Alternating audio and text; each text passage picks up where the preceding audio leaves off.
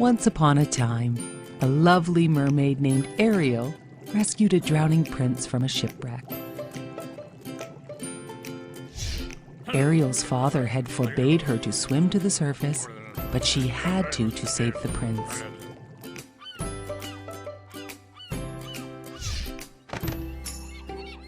Ariel wanted to be part of the human world so badly. Somehow she would find a way.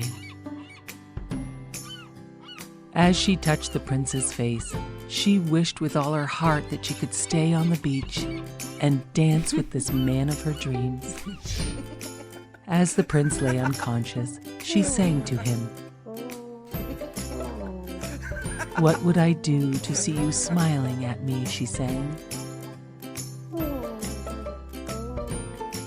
Her father's trusted friend tried to convince Ariel that being under the sea was her home, and she would be much happier living her life there instead of the human world. The Sea King had asked his friend to keep an eye on his daughter.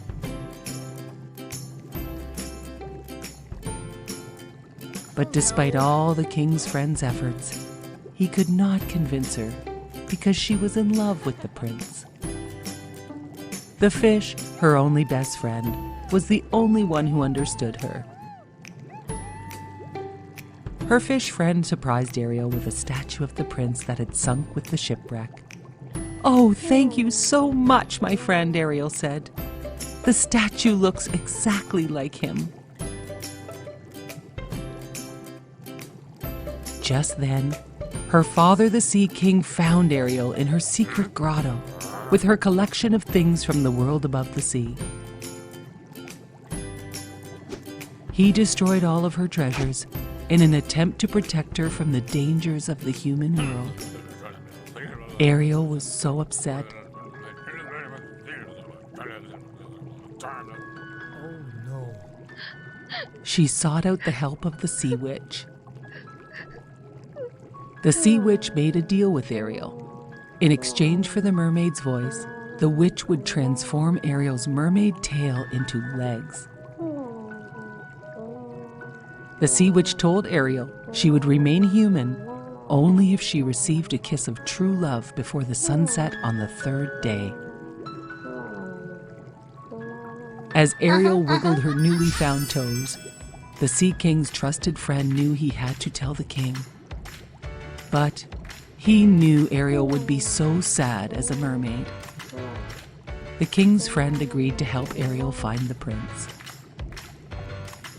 Ariel's seagull friend helped her find a dress, and it wasn't long before the prince arrived. "You are the one!" he exclaimed. "The one I have been searching for!" Ariel nodded but could not speak. "But the girl who rescued me had the most beautiful voice," said the prince. "Perhaps you are not the girl I have been searching for." Still, the prince helped her to the castle, and they had dinner that night. Ariel made the prince laugh for the first time in weeks. He showed her around his kingdom the next day and was enchanted by her enthusiasm for everything, from horses to puppet shows. The prince thoroughly enjoyed Ariel, and that night they went for a quiet, romantic boat ride. As the prince leaned in to kiss Ariel, the Sea Witch made her pet eels tip the boat. Then the Sea Witch hypnotized the prince and transformed herself, pretending to be his mysterious dream girl. She arranged a wedding right away to make sure all of Ariel's plans would fail. Ariel's seagull bird friend gathered all of her ocean friends to help Ariel defeat the Sea Witch's evil plans. Her friends fought the Sea Witch and won, and Ariel's voice was restored. And the spell on the prince was broken. He realized Ariel was his true love, but it was too late, and Ariel was a mermaid again. The evil Sea Witch dragged Ariel back into the sea. But the strong prince would not lose his true love again. and he fought and destroyed the evil sea witch. The Sea King and his trusted friend watched. And the Sea King could see how much his daughter loved the prince.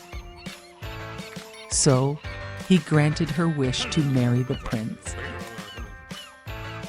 All of Ariel's great sea friends applauded as the prince and Ariel were married, and they lived happily ever after.